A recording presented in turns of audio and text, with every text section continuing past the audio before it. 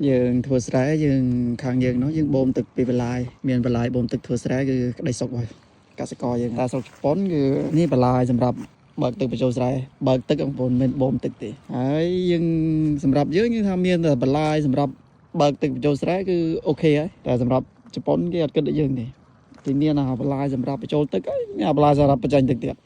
ขณะบลายไปจันตึกยังหาตาดอกตึกโปรดอกตึกวีเมียนไปยอยสำหรับยังធ្វើការគ្រប់គ្រងទឹកនៅក្នុងស្រែប្រជប៉ុនគេអត់ធ្វើស្រែត្រាំទឹកទេគេធ្វើស្រែគេមានតិចនៃធ្វើស្រែមានពេលត្រាំទឹកហើយនឹងមានពេលបលែងទឹកដើម្បីដៃប្រេះប៉ុន្តែខ្ញុំធ្លាប់និយាយបងតែពីឆ្នាំតំមាញ់តាក់ទងនឹងការអត់ប្រើប្រាស់ទឹកច្រើនក្នុងការធ្វើស្រែហៅតិចនិចគោកម្ដងទឹកម្ដងអញ្ចឹងដើម្បីឲ្យស្រោវាមានការលូតលាស់បានល្អពេលគេបលែងទឹកមួយទៀតអាបឡាយនេះអាបឡាយសម្រាប់រំដោះទឹកឬក៏បលែងទឹកហ្នឹងគឺវាស្រួលនៅពេលដែលគេប្រមូលផលស្រោវាទុំហើយគេនឹងបង្ហូរទឹកចេញពីស្រែអស់ដើម្បីស្រួលក្នុងការប្រមូលផលនេះថាទៅប្រទេសអ្នកមានបើតាមអារឿងអ្នកមានវាមួយរឿងទី2ហ្នឹងគេចេះប្រើលុយទៀតគេដឹងតែគួរធ្វើអីទៀតគេមានចំណេះដឹងក្នុងការធ្វើអញ្ចឹងនេះការបលាយទូចហ្នឹងគឺសម្រាប់គេបញ្ចូលទឹកទេមិនបលាយបញ្ចេញទឹកទេហើយបលាយមួយវាមានតួនាទីផ្សេងគ្នាស្អាតណាស់ឃើញធ្លាក់ព្រិលឃើញឡានបានហ្នឹងព្រើចុងឆ្នាំហើយអស់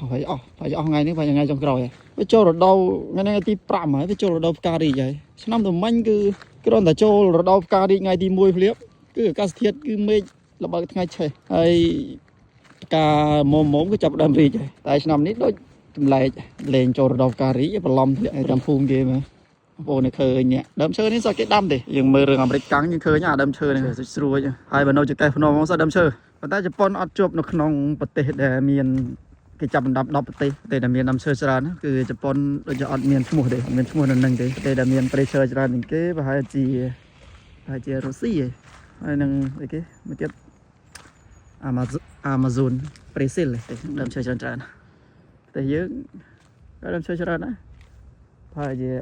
គេចប់សង្គ្រាមគឺយើងមានព្រៃឈើប្រហែល73%បច្ចុប្បន្នដឹងតាមប៉ុន្មានដែរប៉ុន្តែក៏មានបន្លាយដែរកែបច្រើនយកយាឲ្យមើលខែធ្វើស្រែ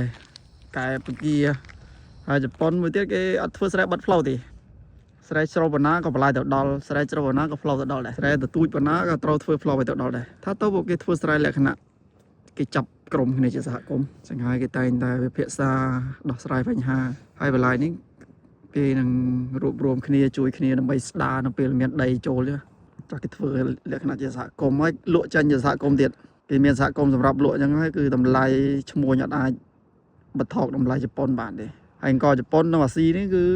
អាចនិយាយបានថាជាអង្គដែលថ្លៃជាងគេនៅអាស៊ីហ្មងមិនមែនត្រឹមតែអង្គទេអោយតែផលិតផលកសិកម្មរបស់ជប៉ុន